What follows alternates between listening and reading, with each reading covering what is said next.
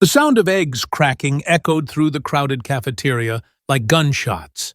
6 raw eggs, one after another, smashed against Scarlett Rivera's head. The slimy whites dripped down her face, soaking into her long black hair, pooling on the pristine cafeteria table. Preston Whitmore stood behind her, his Letterman jacket gleaming under the fluorescent lights, that $1,000,000 smile stretching across his face. "Welcome to Westbridge, scholarship trash." The entire cafeteria fell silent. 200 students held their breath, phones already recording, waiting for the new girl to break down, to cry, to run. That's what always happened when Preston Whitmore decided to mark his territory. But Scarlett Rivera didn't cry. She didn't even flinch. Instead, she slowly licked a drop of egg white from her lips, turned to face Preston with eyes cold as winter frost, and began counting backwards. 10, 9, 8. Before we dive deeper into this shocking confrontation, if you've ever witnessed or experienced bullying that went too far, you know how these moments can change everything. Drop a comment below sharing your thoughts. Does standing up to bullies always work? Your experiences matter, and they help build a community where no one suffers alone. And if stories like Scarlett's inspire you or remind you that justice can prevail, consider hitting that thanks button. The countdown continued, and something strange happened. Preston's triumphant grin faltered. His hand, still holding the empty egg carton, began to tremble. 7, 6, Scarlett's voice remained steady, almost melodic, but there was something underneath it that made the hair on everyone's neck stand up. Jordan Pitbull Blake, Preston's right-hand man and star wrestler, shifted uncomfortably. Even Nate Ghost Harrison stopped filming for a moment, his usual smirk replaced by confusion. "What are you doing?" Preston demanded, but his voice cracked on the last word. He was staring at something on Scarlett's neck, a thin scar that ran from her ear to her collarbone. His face had gone pale beneath his perfect tan. 4, 3, Scarlett continued, rising from her seat with deliberate slowness.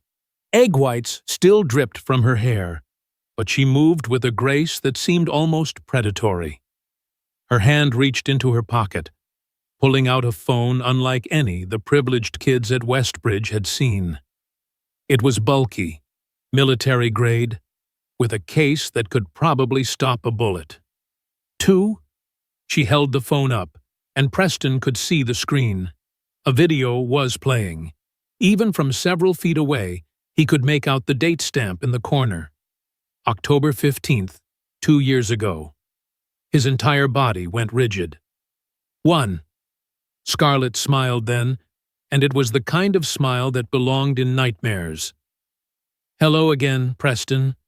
Did you miss me?" The cafeteria erupted in whispers. Who was this girl? How did she know Preston's name when she'd only been at school for 6 hours? And why did Preston Whitmore, the untouchable son of the mayor, look like he'd seen a ghost?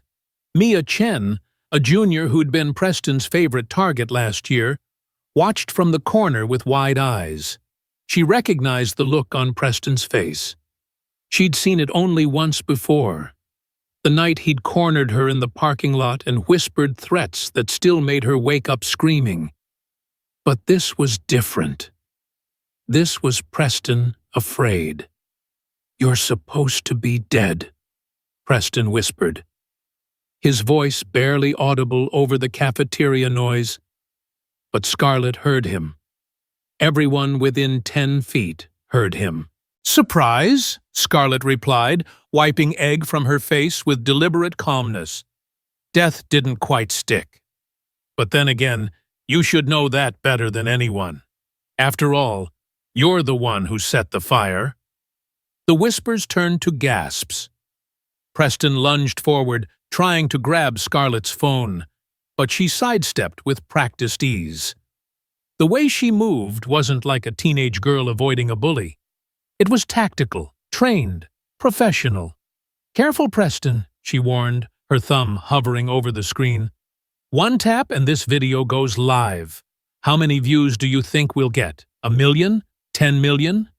Mayor's son confesses to murder." That's a headline that writes itself. Jordan stepped forward, cracking his knuckles. At 6'4" and 250 pounds of steroid-enhanced muscle, he was used to being the enforcer. "Give him the phone, girl, or things get ugly." Scarlett's laugh was sharp as broken glass.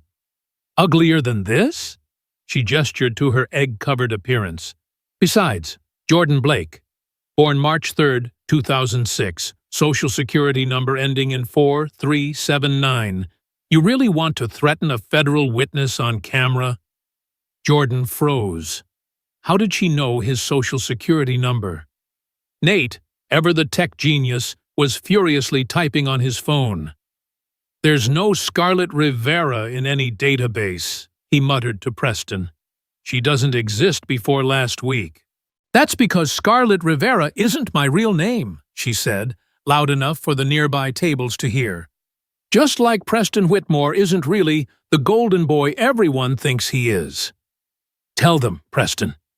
Tell them about October 15th. Tell them about Emma Martinez." The name hit Preston like a physical blow. Emma Martinez, his ex-girlfriend who'd died in a house fire 2 years ago. The official report called it an accident. A candle left burning. A tragedy that struck just days after Emma had threatened to expose Preston's extracurricular activities to his father. "You're crazy," Preston said, but sweat was beading on his forehead despite the air conditioning. "Emma died in an accident. Everyone knows that."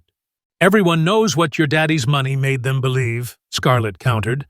She was typing something on her military-grade phone now, her fingers flying across the screen. "But I know the truth. Because I was there. Because you thought you killed me, too." The pieces were starting to fall into place for some of the sharper students. The scar on her neck. The way Preston had said she was supposed to be dead. The strange familiarity between them. "Holy cow," someone whispered. "Is she saying she's Julia Morgan?" Julia Morgan, Emma's best friend who'd also died in the fire. Or so everyone had been told.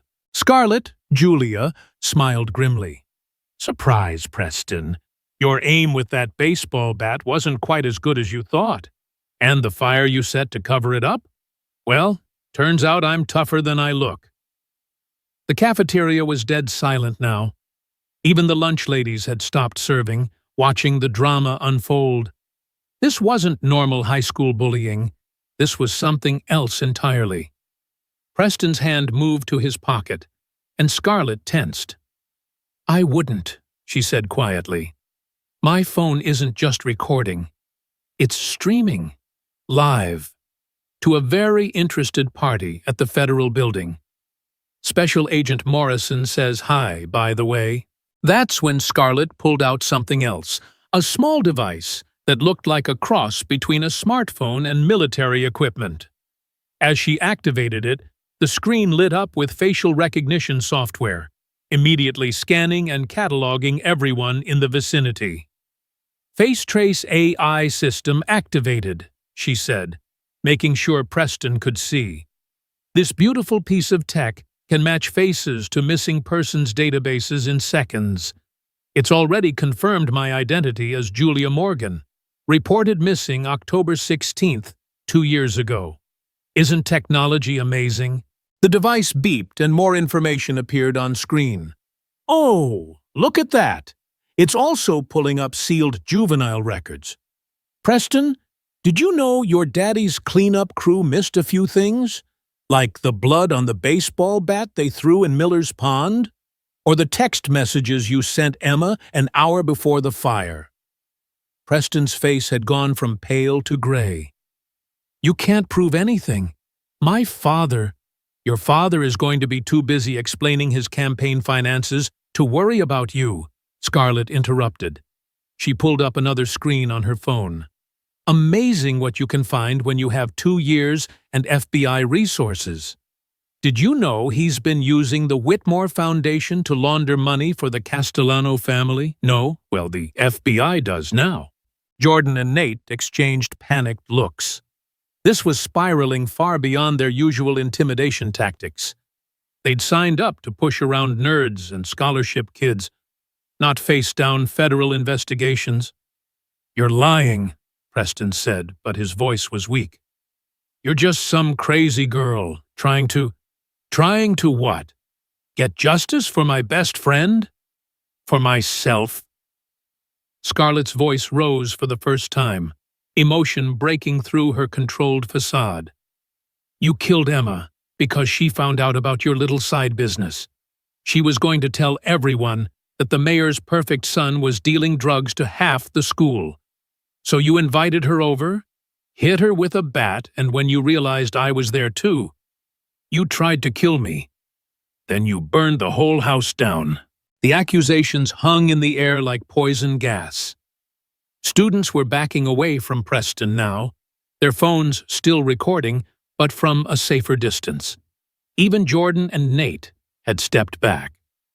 "But here's the thing, Preston," Scarlett continued, her voice dropping back to that eerily calm tone. "I didn't come back just for revenge. I came back because you're still doing it, still dealing, still hurting people, and your father is still covering it up." She held up her phone one more time. "In exactly 5 minutes, unless I enter a code, everything uploads. The videos, the financial records, the text messages, all of it. So what's it going to be? You want to finish what you started 2 years ago? Or do you want to run home to Daddy and hope he can fix this one too?" Preston's hand shot out like a striking snake, not for Scarlett's phone, but for her throat. Years of wrestling training made Jordan move on instinct, but Scarlett was already in motion. She dropped low, pivoted on her heel, and Preston's grab met empty air. The move was so fluid, so practiced, that several students gasped. 4 minutes, 50 seconds, Scarlett announced calmly, checking her phone even as she maintained distance from Preston. "Better make up your mind quickly." "You think you're untouchable because you have the FBI?" Preston snarled, his carefully maintained image crumbling like wet paper. "My father owns this town. Owns the police. Owns means the judges." "Owned," Scarlett corrected. Past tense. "You see, Preston, while you were playing king of the cafeteria, I've been busy. 2 years is a long time to gather evidence. Long enough to turn your father's associates. Long enough to decode his encrypted files. Long enough to find where all the bodies are buried. Literally and figuratively." She pulled up another screen on her phone, this one showing what appeared to be bank records. The Cayman accounts.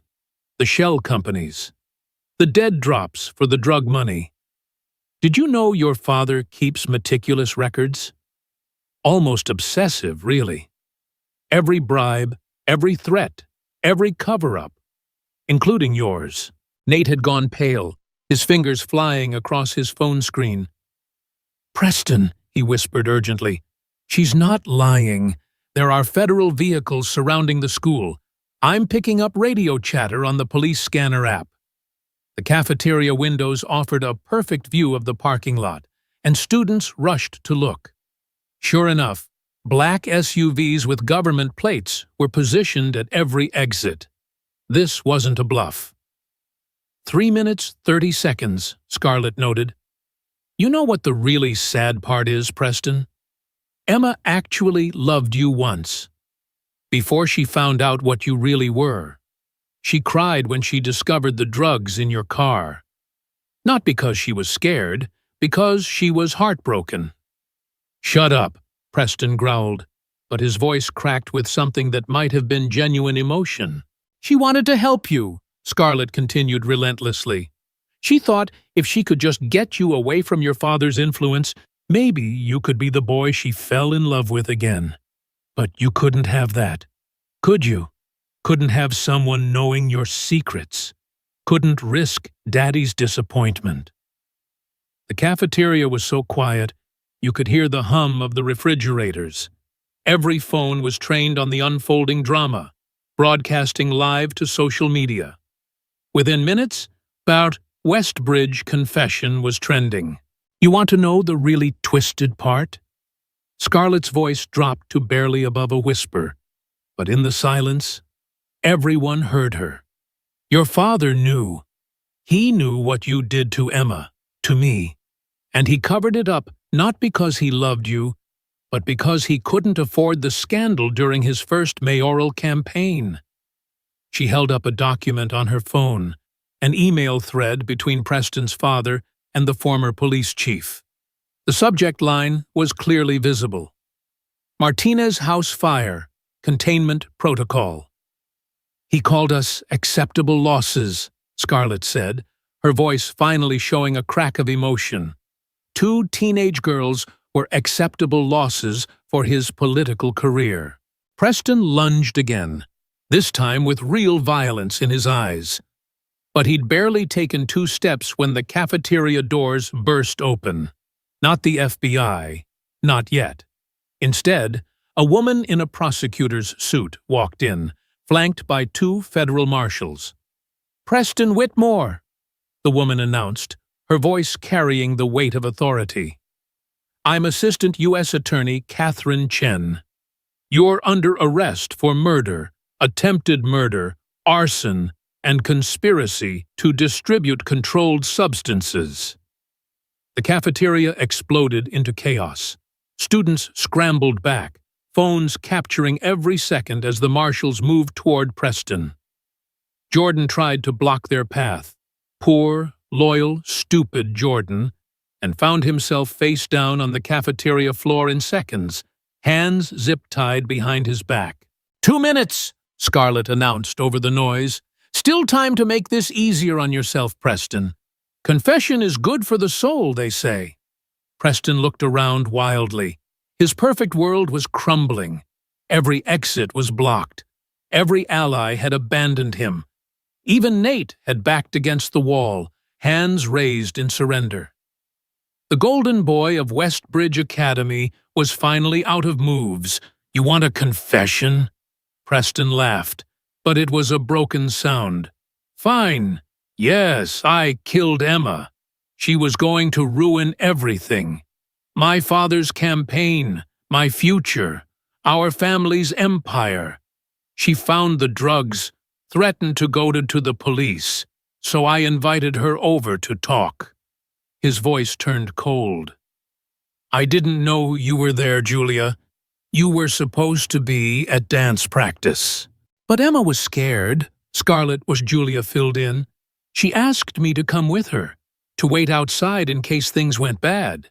And they did, didn't they, Preston?" "She wouldn't listen to reason," Preston continued, seeming almost in a trance now. "Kept talking about doing the right thing, about how I needed help. So I grabbed the bat. Just to scare her, I told myself. But she tried to run, and I swung." Gasps echoed through the cafeteria. Someone was crying, Mia Chen, remembering her own close calls with Preston's violence. "And then I came in," Scarlett said. "I heard Emma scream, and I came running. You hit me too, left me for dead. Set the fire to destroy the evidence. But you survived," Preston said, staring at her with something like wonder. "How?" "Mr. Kellerman," Scarlett replied, "the homeless veteran who lived in the park behind Emma's house. He saw the smoke, pulled me out before the fire department arrived, saved my life. Of course, your father made sure he was arrested for arson the next day. He died in custody. Another acceptable loss." The fury in her voice could have melted steel. "That's why I didn't just want you arrested, Preston. I wanted you exposed. You and your father, and this whole rotten system that protects monsters like you." "1 minute," she announced, then turned to the assistant U.S. attorney. Ms. Chen, I believe you'll find Mr. Whitmore's confession quite useful. The audio is crystal clear. Preston's eyes widened. You said it was streaming to the FBI. Oh, it is, Scarlett confirmed, but also to about 17 different platforms. Facebook Live, Instagram, TikTok, YouTube. Current viewer count is, she checked her phone, 2.3 million and climbing. Congratulations, Preston. You're more viral than you ever imagined. That's when they heard the sirens. Not just a few, dozens of them, converging on the school from every direction. Through the windows, students could see police cars, FBI vehicles, even news vans racing into position. 30 seconds, Scarlett announced. You know, Preston, I spent 2 years planning this moment. 2 years becoming someone else. Training with the FBI, preparing to face you again. But standing here now, looking at you, I realized something. She stepped closer, close enough that Preston could see the pain still raw in her eyes. You're not worth it. You're just a scared little boy who killed his girlfriend because Daddy taught him that power matters more than people. You're pathetic. 15 seconds. Preston made one last desperate move. He grabbed a lunch tray, swinging it at Scarlett's head. She ducked, the military-grade phone never wavering in her hand, and Preston's momentum carried him forward. He tripped over his own feet, crashing to the ground in a heap. 5, 4, 3, 2, 1. Scarlett tapped her screen once. Upload complete, and just in time for the evening news. The next few minutes were a blur of badges and handcuffs. Federal agents flooded the cafeteria, securing the scene with practiced efficiency. Preston was hauled to his feet, Miranda rights being read as news cameras captured every moment through the windows. Jordan was dragged out next, then Nate, both facing federal charges for their roles in Preston's drug operation. But Scarlett wasn't done. As Preston was being led away, she called out, "Oh, Preston? One more thing. Your father's arrest is scheduled for—" She checked her phone. "Right about now. They're taking him into custody at his campaign headquarters. I made sure the news crews knew exactly when to be there.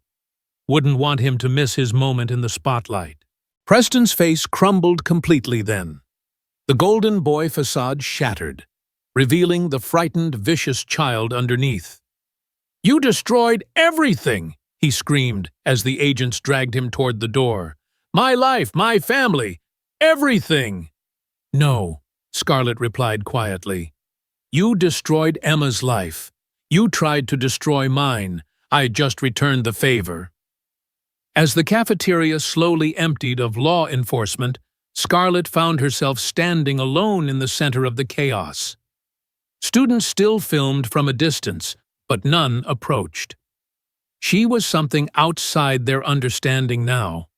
Not just a victim, not just a hero, but something more complex and dangerous. Agent Morrison, her FBI handler, approached carefully. "Good work, Julia. Transport is ready whenever you are." "Scarlett," she corrected softly. "Julia died in that fire. I'm Scarlett now." Morrison nodded. "The program is ready for your next assignment. The Castellano family has operations in Miami that—" "No," Scarlett's voice was firm. "I'm done. Preston and his father are finished. The network is exposed. Emma has justice. I'm done being someone else's weapon." "You know it doesn't work that way," Morrison said carefully. "You've seen too much. Know too much. The program can find another asset," Scarlett interrupted. She pulled off the military phone, handing it to Morrison. "I'm 17 years old. I've died once already. I think I've earned the right to try living for a change." Morrison looked like he wanted to argue, but something in Scarlett's eyes stopped him. The same determination that had carried her through 2 years of preparation, that had brought down the Whitmore empire, was now focused on a different goal: freedom. As Scarlett walked toward the cafeteria exit, students parted before her like water. Some whispered words of support, others just stared in awe. She'd become a legend in the span of a lunch period. The girl who died and came back to destroy her killers. But just as she reached the door, a new voice called out, "Scarlett? Julia?" She turned to see a woman in her 40s, well-dressed, but with eyes that had seen too much pain. Scarlett's breath caught. "Mrs. Martinez?" Emma's mother stood there, tears streaming down her face. "They told me. They said you were dead too." "I'm sorry," Scarlett whispered. "I'm so sorry. I couldn't save her. I tried, but—" Mrs. Martinez pulled her into a fierce hug. "You got justice for my baby. You did what I couldn't. Thank you." They stood there for a long moment, two survivors bound by loss, and finally, resolution. When they pulled apart, Mrs. Martinez pressed something into Scarlett's hand, a photo of Emma, laughing at some long-ago birthday party. "She would have been so proud of you," Mrs. Martinez said, "so proud of who you've become." Scarlett nodded, unable to speak past the lump in her throat. She tucked the photo carefully into her pocket and walked out of Westbridge Academy for the last time. Outside, the October air was crisp and clean. News vans lined the street, reporters shouting questions, but Scarlett ignored them all. She had one more stop to make. Miller's Pond was quiet in the afternoon light. Scarlett stood at the edge, holding the FBI phone Morrison had reluctantly returned. 2 years of evidence, of planning, of becoming someone else, all stored in this military-grade device. She threw it as hard as she could, watching it arc through the air and splash into the dark water. Let the FBI dive for it if they wanted. She was done with that life. As she turned to leave, movement caught her eye. A black sedan idled across the street, engine running. Not FBI, something else. 3 men in expensive suits emerged, moving in practiced sync. "Miss Morgan, our employer insists on meeting you." Scarlett ran. 2 years of training kicked in as she vaulted fences, cutting through yards. Her phone buzzed. "The Whitmores were small fish. The pond is deeper than you know." Another text. "Check your jacket pocket." Her blood chilled. This wasn't the jacket she'd worn earlier. Inside the pocket, a business card with only a phone number and one word: Hydra. She'd destroyed Preston, toppled his father's empire, won justice for Emma. But the card whispered a darker truth she'd never forget. Cutting off the head doesn't kill the Hydra.